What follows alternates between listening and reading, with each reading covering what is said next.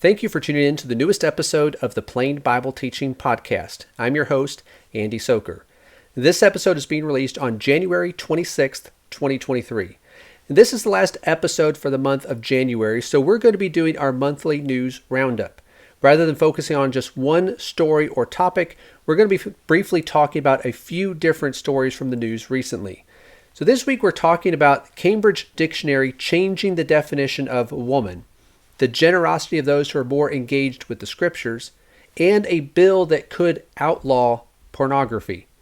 For links to these stories as well as related materials, check out the show notes for this episode at plainbibleteaching.com/podcast/012623. Before we get into our stories, I want to make one quick comment here at the beginning. The Plain Bible Teaching Podcast has gone through a few different iterations over the years.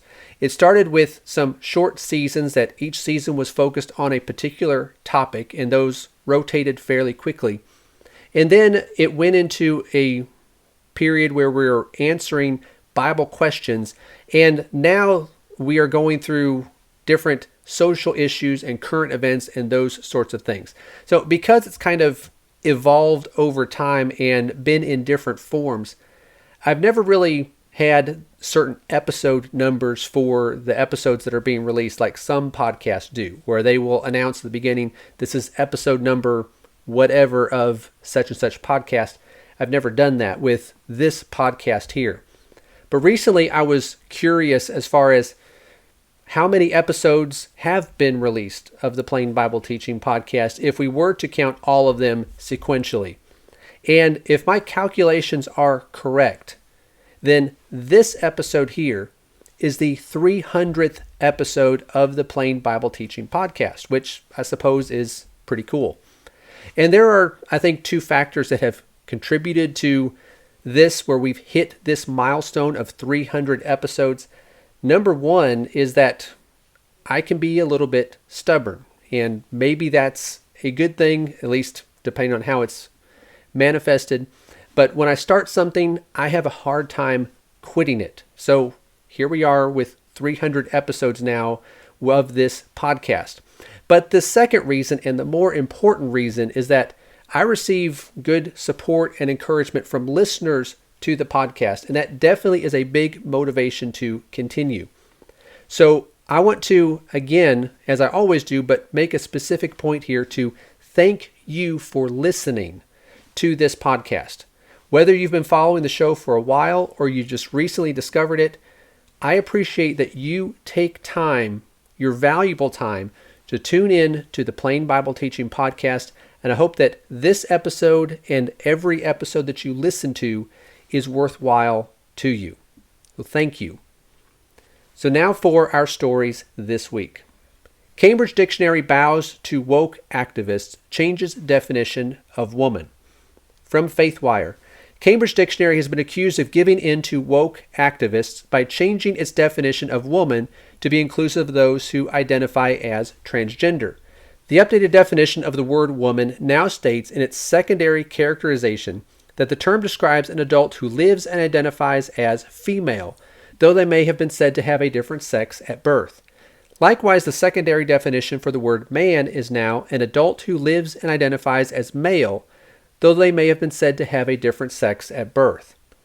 The two example sentences for the newly defined woman are, she was the first trans woman elected to a national office, and Mary is a woman who was assigned male at birth. Now, languages are always evolving. This is why dictionaries are always changing. And most of the time, a new definition for a word is fairly inconsequential. But this is another indication of just how firmly entrenched transgender ideology is in our society. And this is after an incredibly short period of time. But there's one point here that I want us to remember as we think about this. Dictionaries only reflect how words are used in our modern society. They do not determine what is true. The Cambridge Dictionary may have changed their definition of a woman, but the actual and true definition of a woman has not changed. Jesus said in Mark 10 and verse 6, But from the beginning of creation, God made them male and female. So what constitutes a man and a woman, a male and a female, that was defined by God. And it necessarily includes the physical bodies that we have. Now, those who argue for transgenderism, they're arguing against God's design from the beginning. Why would anyone do that? Notice what Jesus said in the context of that verse we just quoted in Mark chapter 10. Beginning in verse 2, it says, "Some Pharisees came up to Jesus, testing him, and began to question him whether it was lawful for a man to divorce a wife. And he answered and said to them, 'What did Moses command you?' They said, 'Moses permitted a man to write a certificate of divorce and send her away.' But Jesus said to them, 'Because of your hardness of heart he wrote you this commandment. But from the beginning of creation God made them male and female. For this reason a man shall leave his father and mother, and the two shall become one flesh. So they are no longer two, but one flesh. What therefore God has joined together, let no man separate.'" Jesus specifically addressed the issue of divorce in that context, and we're talking about transgenderism. But they do have something in common. And what that is that they both go against what God made from the beginning. When one wants to put away his spouse for just any cause, he is going against what God made from the beginning. When one wants to embrace this transgender ideology, they're going against what God made from the beginning. Well, why would anyone do that? Jesus said there in verse 5, it was because of the hardness of your heart. Those who are hard-hearted are going to reject God's will in favor of their own will, because they don't want to change their will to conform to God's will. So they reject God because they want their will to be, in their mind, what the reality is. So transgenderism is just one manifestation of this.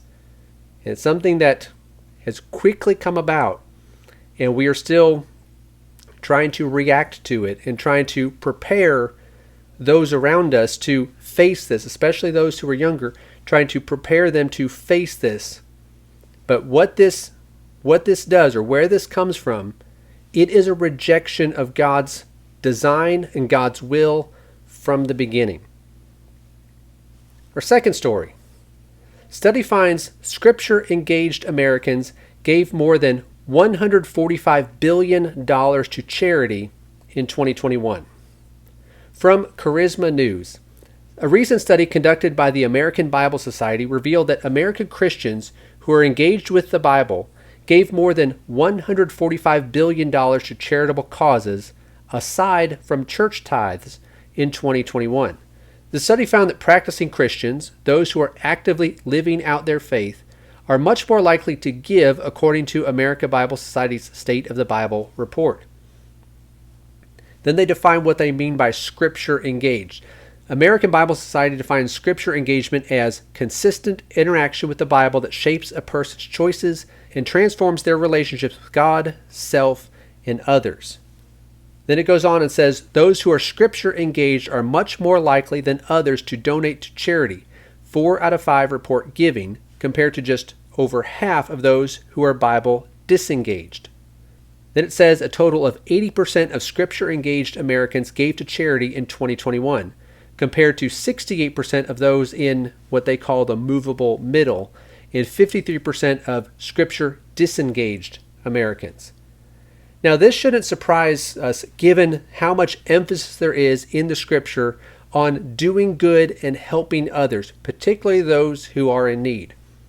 When the church was first established, it resulted in an extraordinary need, because in Acts 2 you had Jews from all over different parts of the world coming to Jerusalem for the day of Pentecost. They heard the gospel, many of them obeyed it, and then they continued in Jerusalem longer than they had planned to be there.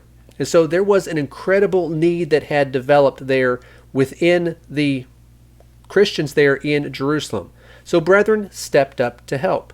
In Acts 4, verse 32, it says, "And the congregation of those who believed were of one heart and soul, and not one of them claimed that anything belonging to him was his own, but all things were common property to them. Then verse 34 and 35 says, For there was not a needy person among them. For all who were owners of lands or houses would sell them and bring the proceeds of the sales and lay them at the apostles' feet, and they would be distributed to each as any had need. So here you have these brethren there who made up the early church. They were willing to sell their property in order to give this money and help those of their brethren who were in need.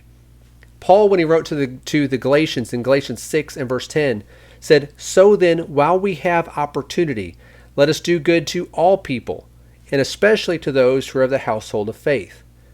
Now, obviously, we can be generous without giving to charity. But as that study and that report shows that this was how much was given to charity, that is one way that we can do good to others, but it's not the only way that we can do good to others.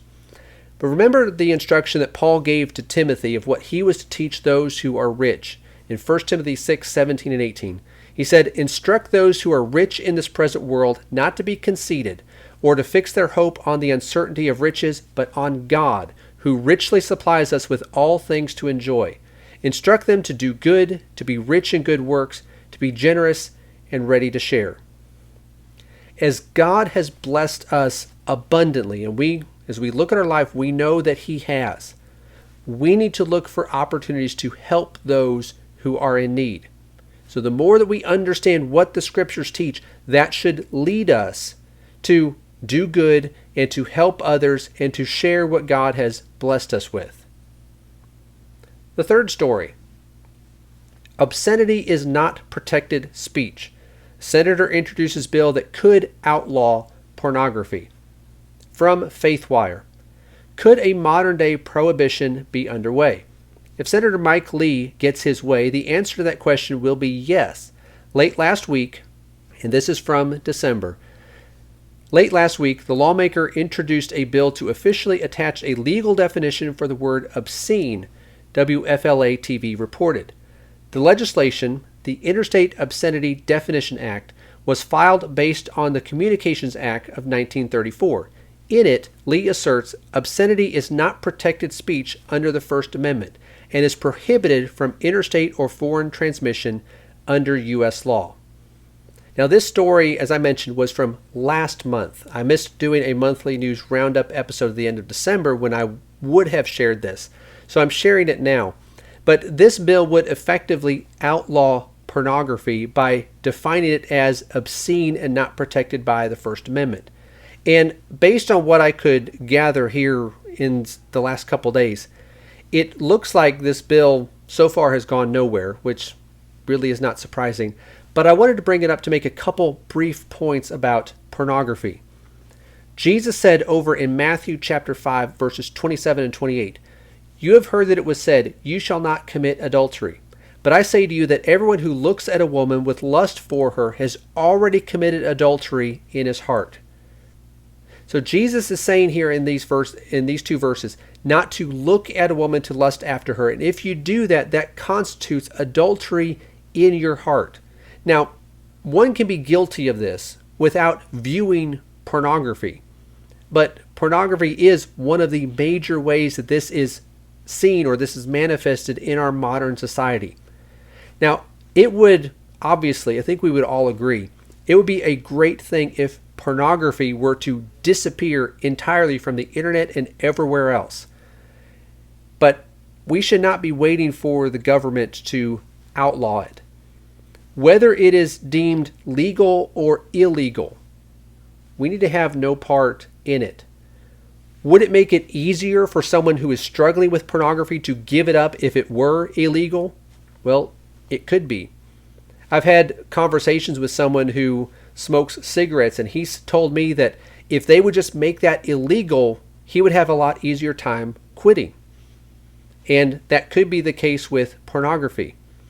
But we need to exercise self-control and discipline and have a purity of heart that whether this is legal or illegal, we need to make sure that we keep ourselves free from it, that we learn to avoid it. So while my guess is this bill is not ever going to go anywhere, that this is never going to become a law. Whether it ever does or not, we don't need to wait for this to cause us to say, well, now I'm finally going to give this up. We need to put this away or never get involved in it in the first place, because this constitutes adultery in one's heart. Jesus says, do not look at a woman with lust for her.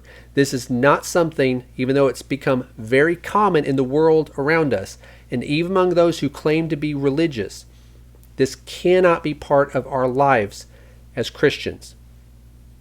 So that's all for this week. Thank you for listening to the Plain Bible Teaching Podcast. I hope you found this to be interesting and informative and helpful.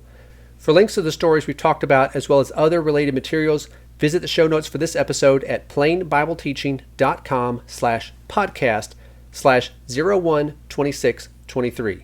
If you have a moment to rate and review the podcast or share it with others, that would be appreciated.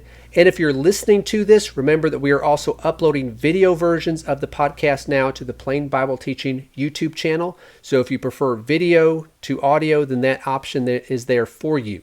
And if you're watching this on YouTube, please like and subscribe to the channel so you can see other videos as they're released. And if you see a news story that you think would make for a good discussion, please email that to me at andy@plainbibleteaching.com. Thanks again for listening, and I hope to talk to you again next week.